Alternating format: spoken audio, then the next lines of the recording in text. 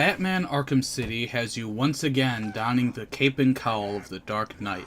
The facility of Arkham City was created by Dr. Hugo Strange for the purpose of replacing Arkham Asylum.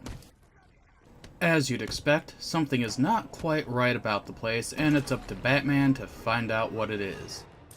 Getting in was the easy part, as Dr. Strange decided to have Bruce Wayne arrested and locked in the city. Don't worry though, it doesn't take long to get free, get your stuff, and become the Batman. Of course, you run into the Joker and many other Batman villains, and the task of stopping all their evil plans along with what Strange is doing ensues. Some as main quests, some as side quests. The combat in this one is identical to the first. It's still heavily rhythm-based, with X being your basic attack, Y being counter, and LT plus a face button being a gadget. It flows as smoothly as it did the first time around. In fact, combat as a whole is exactly the same this time around, just with a few more gadgets thrown in.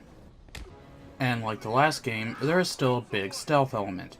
As Batman is mortal and 6 guys shooting him with machine guns will still kill him, you need to take out armed groups via hiding and waiting.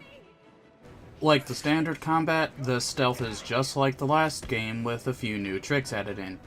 It still works just fine, and you still get the detective vision to see where enemies are. Although to occasionally change things up, if you bought the game new or paid the $10 DLC cost, at certain points throughout the game you play as Catwoman. She's similar to Batman, just faster and with less gadgets. While she is fun to play as, her parts come up pretty abruptly, and they kinda hurt the narrative flow of the main story, especially since most of her stuff has nothing to do with the main part, with the exception of one choice you get that isn't really a choice. As you can see, the graphics are quite good. Everything looks similar to the first game, but with highly improved quality.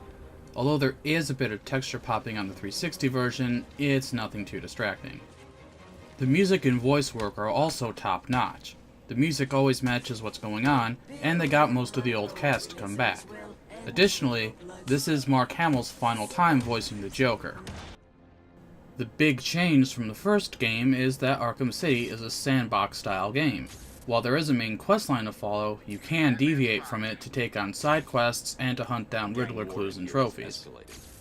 It's not as big or diverse as other sandbox titles, but it accomplishes what they were going for, which is basically a prison island / city.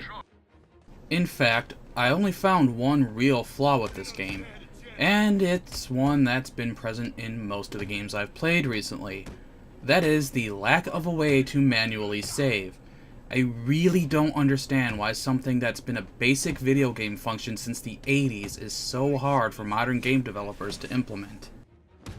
But at least this game has it where it counts. Yes, the length. If you rush through doing nothing but main story missions, you could probably beat it in about 12 to 15 hours.